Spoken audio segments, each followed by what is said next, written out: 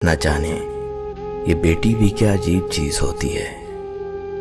बेटी जब शादी के स्टेज से ससुराल जाती है तब पराई नहीं लगती, मगर जब वो मैके आकर हाथ मुंह धोने के बाद सामने टॉवल के बजाय अपने बैग से मुख्तसर रुमाल से मुंह पोंछती है तब वो पराई लगती है। जब वो बावर्ची खाने के दरवाजे पर नामालूम सी खड़ी हो जाती है तब वो पराई लगती है।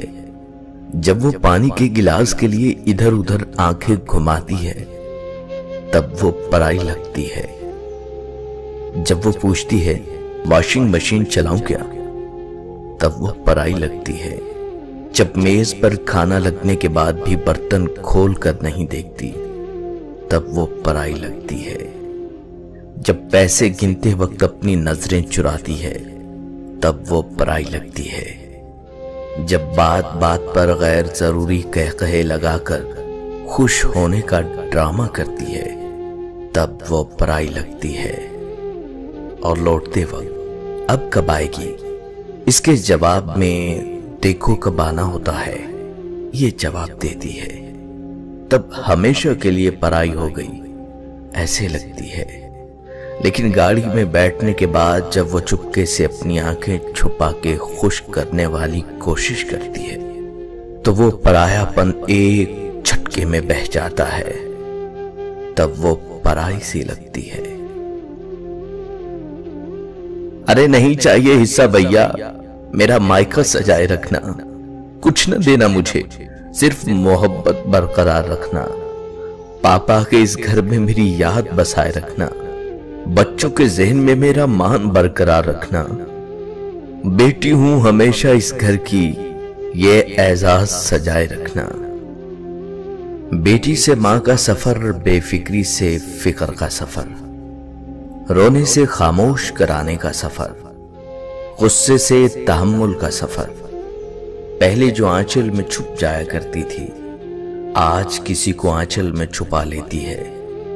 पहले जो उंगली पे गर्म लगने से घर को सर पे उठाया करती थी आज हाथ जल जाने पर भी खाना बनाया करती है।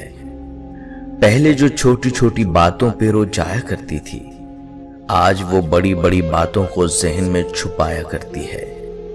पहले भाई दोस्तों से लड़ लिया करती थी आज उनसे बात करने को भी तरस जाती है। माँ माँ कहकर पूरे घर में खेला करती थी आज मां सुन के आहिस्ता से मुस्कुराया करती है। 10 बजे उठने पर भी जल्दी उठ जाना होता था आज 7 बजे उठने पर भी लेट हो जाया करती है।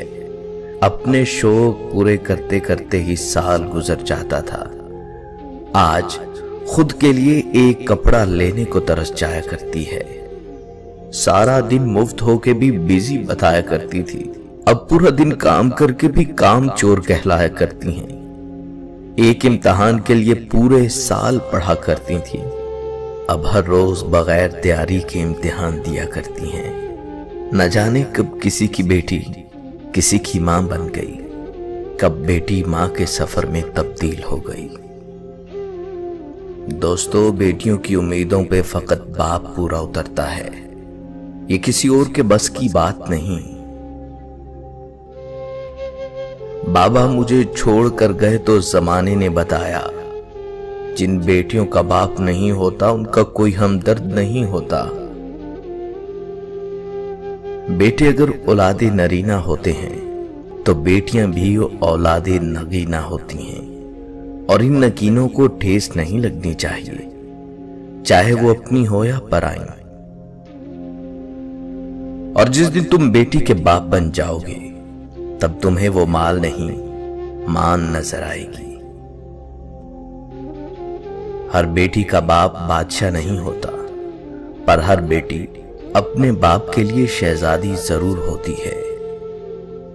बेटियों का दुख समझना बड़ा मुश्किल है, उनके लिए तो उसी घर में जगह नहीं रहती जहां वो पैदा होती हैं। बेटे नेमत हैं और नेमतों का हिसाब लिया जाएगा। बेटियां रहमत हैं और रहमत का कोई हिसाब नहीं। बेटियां फूलों की तरह होती हैं और ये फूल आपके घर की जीनत हैं। बेटी रहमत का दरवाजा, बख्शिश का जरिया और जहन्नम की ढाल है। बेटी की कदर करें। बेटियां सबके नसीब में कहां होती हैं। घर जो खुदा को पसंद आ जाए वहां होती हैं। बेटी अल्लाह की रहमत होती है और रहमत कभी बोझ नहीं होती।